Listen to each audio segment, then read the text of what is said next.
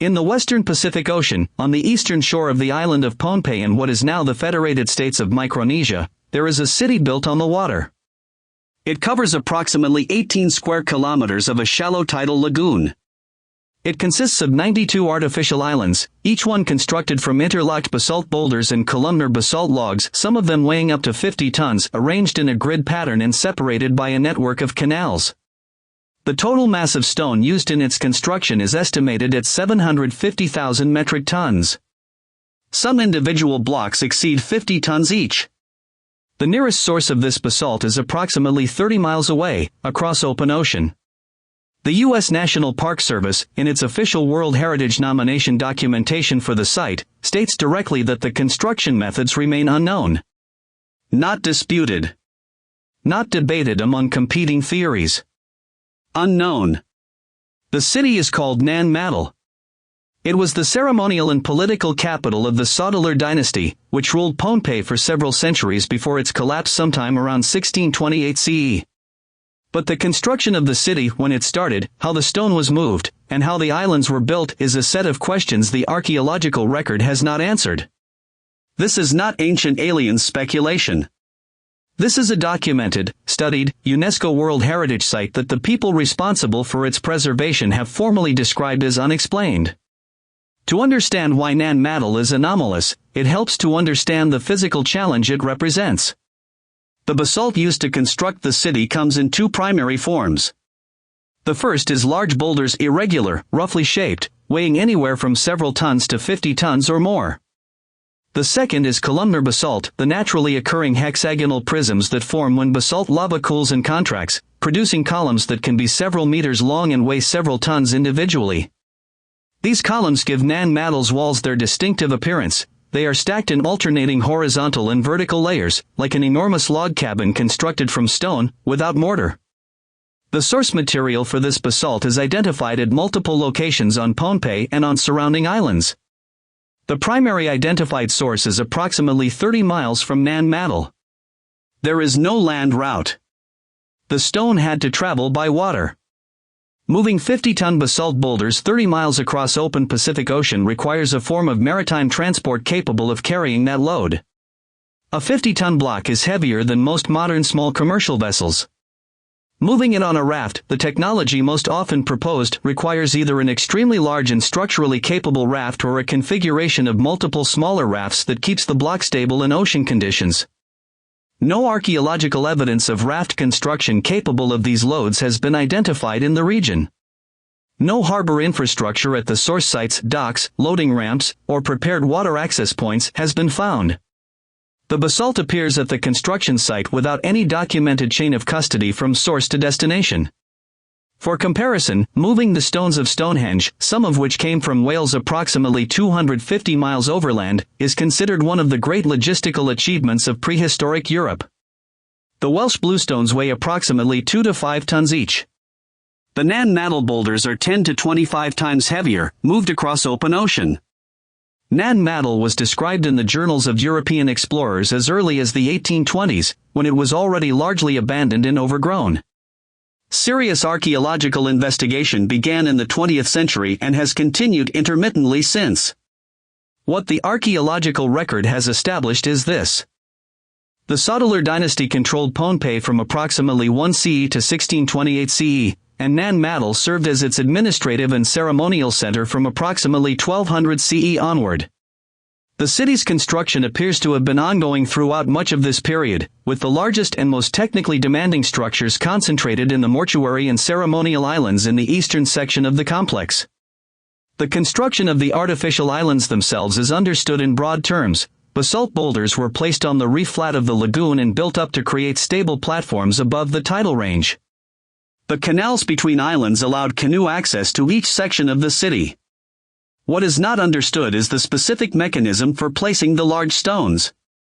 The mortuary enclosure called Nan Madol, the most intact structure at the site, has outer walls standing approximately 7 to 9 meters high, built from columnar basalt stacked in the characteristic log cabin pattern. Individual columns in these walls weigh between 5 and 10 tons each. They are placed with precision. They are still standing after several centuries without mortar. How they were raised to their current height, using the technology available to the Soutler dynasty in the Pacific, with no domestic animals large enough for heavy lifting and no documented crane or pulley technology in the regional record, is the central unanswered engineering question. Archaeologists have proposed labor-intensive manual methods, large crews using ramps of stone and earth to raise the columns progressively. This is technically possible and consistent with the methods used at other large-scale ancient construction projects. But no evidence of such ramp construction has been found at Nan Madol. And the confined island in lagoon geometry makes mass labor ramp construction significantly more logistically difficult than at terrestrial sites. The honest assessment in the archaeological literature is that the construction methods are inferred rather than documented. The NPS nominations simply made that admission explicit. The indigenous oral tradition of Pohnpei offers an account of Nan Madol's construction that has been recorded by anthropologists and is consistent across multiple independent versions collected over more than a century. According to the oral tradition, Nan Madol was founded by two brothers from a distant land, Olisipa and Olisopa. The brothers were described as taller than the local population, of different physical appearance, and possessed of magical powers. Specifically, they were said to have built Nan Madol by levitating the stones, flying them through the air to their positions using either sorcery or the power of a flying dragon.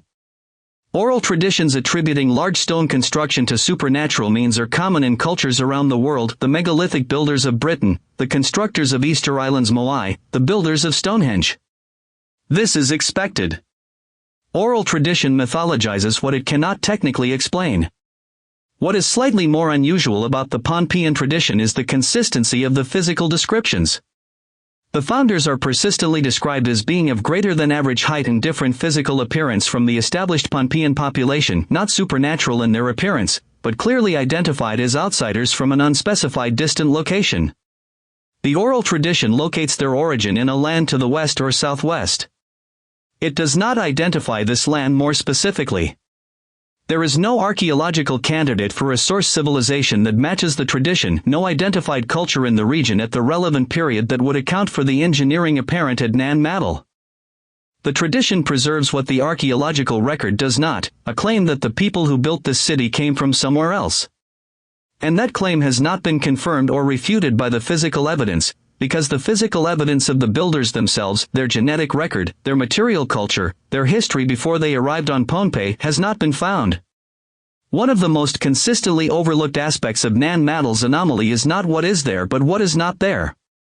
No quarrying evidence at the basalt source sites.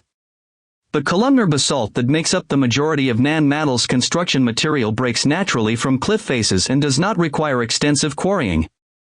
But the large boulders do. Moving a 50-ton boulder from its natural position requires either quarrying tools to cut it free from surrounding rock, or the selection of naturally isolated boulders from beaches or riverbanks.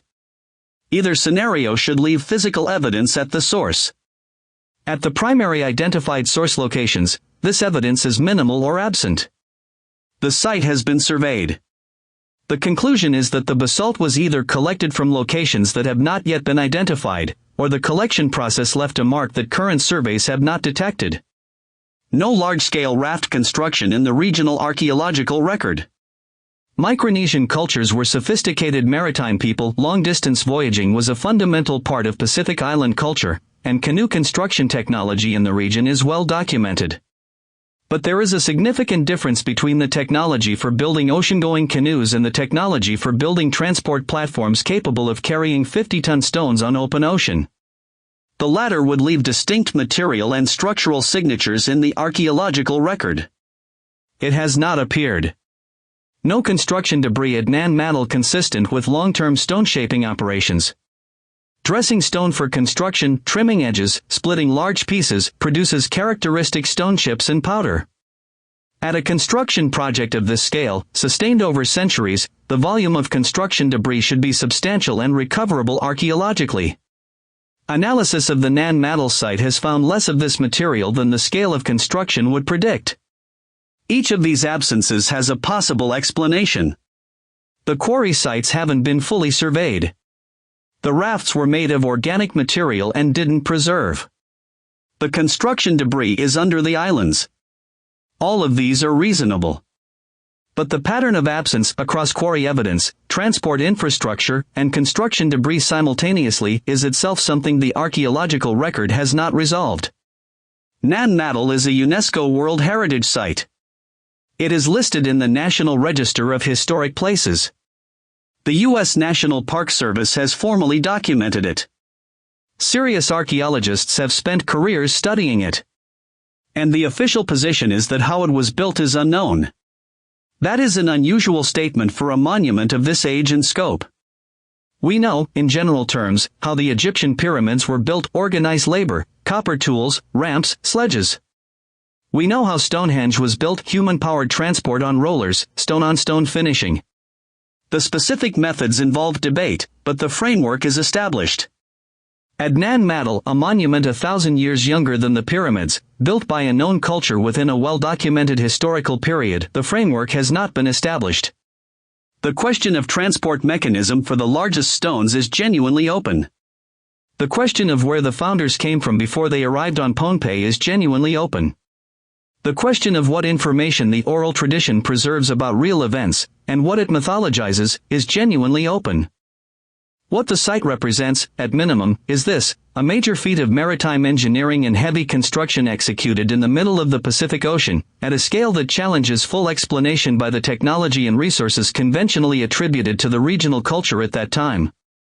That doesn't mean there is a mystery civilization involved. It doesn't mean the technology was supernatural.